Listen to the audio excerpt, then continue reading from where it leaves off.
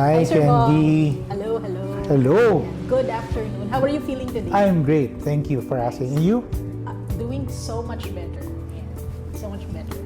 Yeah. Sir Bong, I've had the chance to get to meet you and talk to you in the past couple of weeks, and I think you have so many things to share.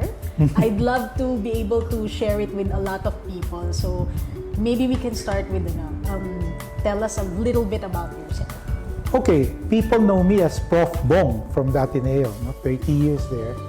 What people don't realize is the Ateneo is my night job. I did have a day job also for 30 years and also a business for 10 years. So 70 years in total, but I'm not 70 years old. So that's me, a 70-year veteran of business, academe, and business ownership. Nice. Is it okay, Sir Bong, if we ask kung what was your day job? What is your business? Aside from being a professor in Ateneo? Okay. So, yung day job ko, tatlong fields. Operations, so because I'm an engineer. And then marketing, that's what I teach sa Ateneo, and marketing din yung mga naging roles ko. But for the past 12 years, I've been the GM or the head of companies or groups. Mga 3 billion pesos yung sales annually and about 1,000 people. So, yun yung coverage of scope in different industries. And yung business naman, I do consulting. I've been consulting with many companies, and I've been able to show that working with somebody who has the experience, who has the right knowledge, can really help companies save and be more effective.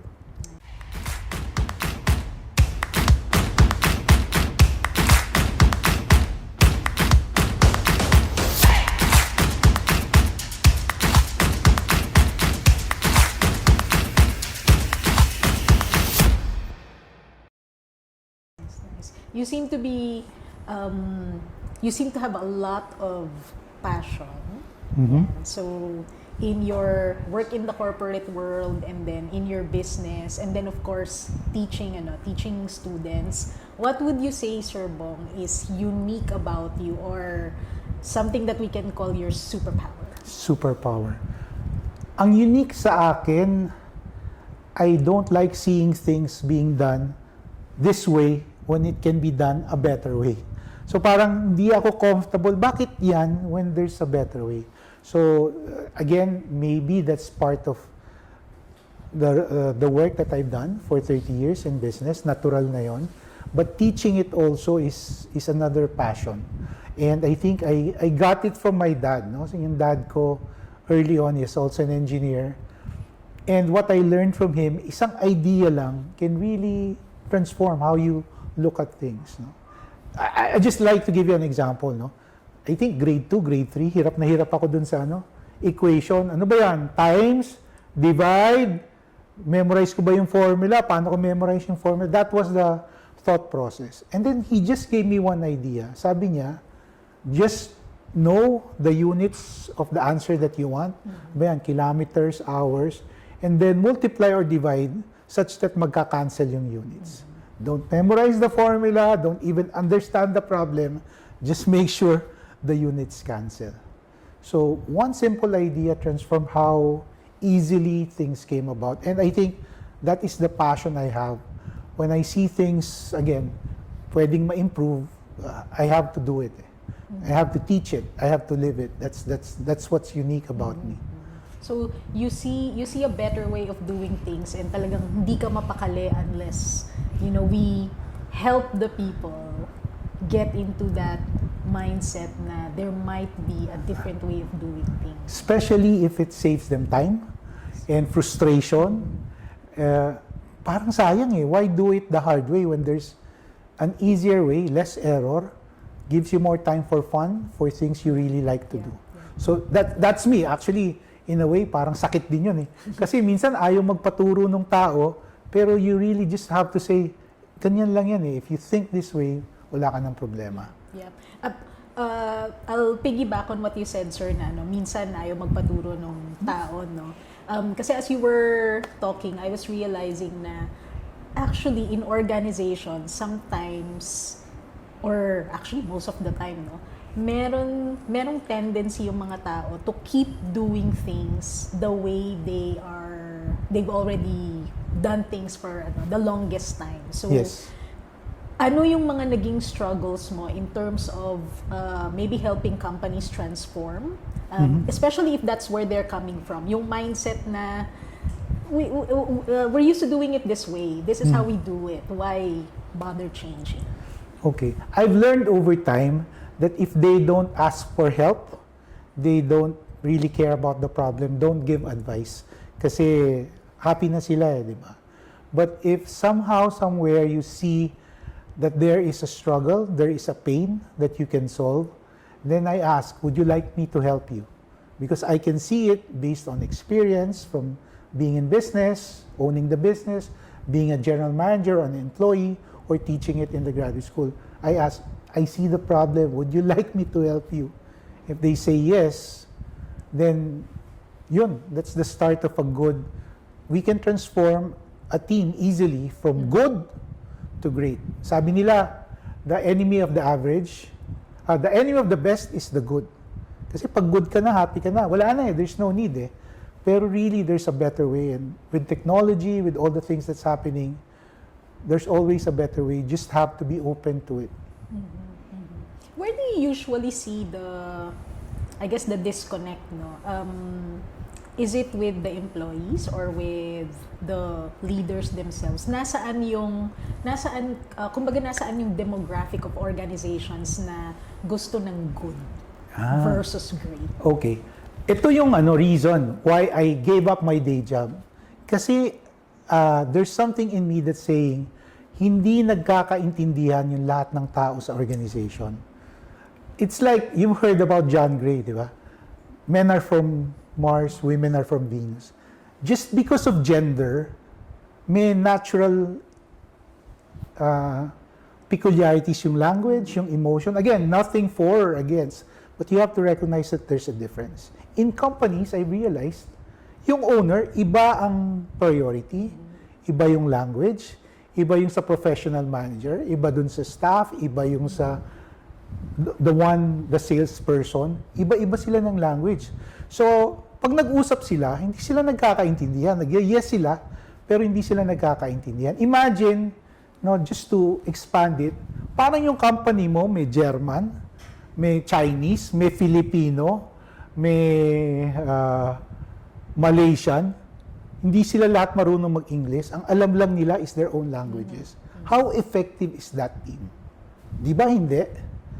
Sa companies ngayon, yung owner, iba yung ibig sabihin niya ng success, iba yung success ng empleyado, iba yung success ng manager. What if we can have a common business language? And that's the book I'm writing. It's a summation of these 70 years of being in these different parts of the business as employee, as owner, as guru. Magkaintindihan nga tayo with this common language. Nice. Is it okay, sir, to ask, meron na ba tayong title for the book para we know what to wait for? Marami, pero right now, it's so easy. I can share it now. It's ZYX. That's the language. Actually, it's 8. ZYXWVUTS. What do you notice with those letters? It's the backwards of the alphabet. Di ba? Makakalimutan mo ba yon? Hindi mo makakalimutan, and everybody and his son and daughter knows it from grade 2. Everybody who speaks the English language can. Parang traffic light. It's universal. We just need to understand what the Z mean, Y, and X. So I think that's what I want to do, and that's the gift I give for the next few years. And the book, sir, is going to, do you foresee na the content of the book and what's in the book can help yung sinasabi nating struggle kanina na the business owners might have a different language from their employees, ganyan. And how might it help kaya? Kasi nga, it helps kasi if everybody knows ano ba yung direksyon, saan ba tayo pupunta, without the lingo, without the confusion, what is the strategic objective, what is the plan, what is the impossible, ang daming terms, impossible future, end in mind. Hindi maintindihan yun nung simple person in touch with your customer. Yung security guard, yung secretary, hindi sila nagkakaintindihan. No? So, hopefully, with that, if we understand saan ba tayo pupunta, ano yung pwede nating gawin, hindi pwede. Quickly, no? Can I share? Yeah. Z is the objective, the end in mind. Saan tayo pupunta? If you do a ways, saan tayo pupunta? Diba? Kung sa Cebu, Cebu. Edi everybody goes to Cebu. But because we give it so many names, yung isang empleyado natin papuntang Davao, yung manager natin papuntang Cagayan, papunta yung may-ari sa Cebu. Edi hindi sila magkikita-kita. So that's the Z. That's the end in mind. Saan tayo after all of this? The why is, why do you want to be there? What's the reason you have to be in Cebu and not in any other place? Yan yung Simon Sinek, start with why. Sa akin kasi, start with the reason why. Okay? And the X, yun yung hindi natin pwedeng gawin. If we want to get to somewhere, there are things we have to give up, things we don't do. No? If you're going to Cebu, huwag ka sumakay ng aeroplano papuntang Davao. And so on. So it's a beautiful language, simple, universal. Hopefully, I can help companies with this common language, and hopefully this goes beyond what I teach in classrooms and what I teach to companies. No? The universal business language of ZYX. Nice, nice. Sir, in terms of yung ZYX, I just realized na it also looks like yung learning that you got from your dad. Yes, yes. Equations. Yes. Talagang nadala natin all the way through, and lumabas din siya into equations in the in your business life. Si Einstein, simple lang, di ba? Sabi niya, E equals mc squared. Summarizes all the laws of physics, di ba? ZYX VUTS, that's the language that we can help our businesses not just to succeed, but to succeed again and again and again. Yeah. That's Prof. Bong or Coach Z or whatever, but hopefully this will be a language that helps companies and people. Yeah, yeah. Sir Bong, what was your turning point? If there was a specific situation or scenario, what was the turning point for you wanting to do this full time? Kasi I find that really a lot of stress, making work not fun, people resigning, is because of the difference in language. And I'm constrained, kailangan sa classroom ko lang o sa dito lang. I was limited by that space. By giving up my day job, I now can focus on this and help a lot more people. Nice. And in terms of those lots more people, who is your ideal referral or ideal client that we can give to you? Especially if we have people watching, sino yung gusto mong ma-reach na kind ng client? Those who are open to go away from their comfort zone, who are honest enough to accept, I'm just good, but I can be great.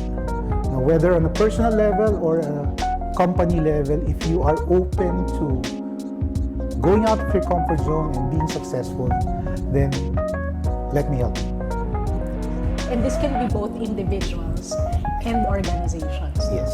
Pwede. Sir Bong, how can they reach you? How do they find you? You can find me everywhere. Bong de Ungria, just type it in. You'll find me YouTube, LinkedIn, Facebook. I'm everywhere. Thank you so Thank you, much. Sir Bong.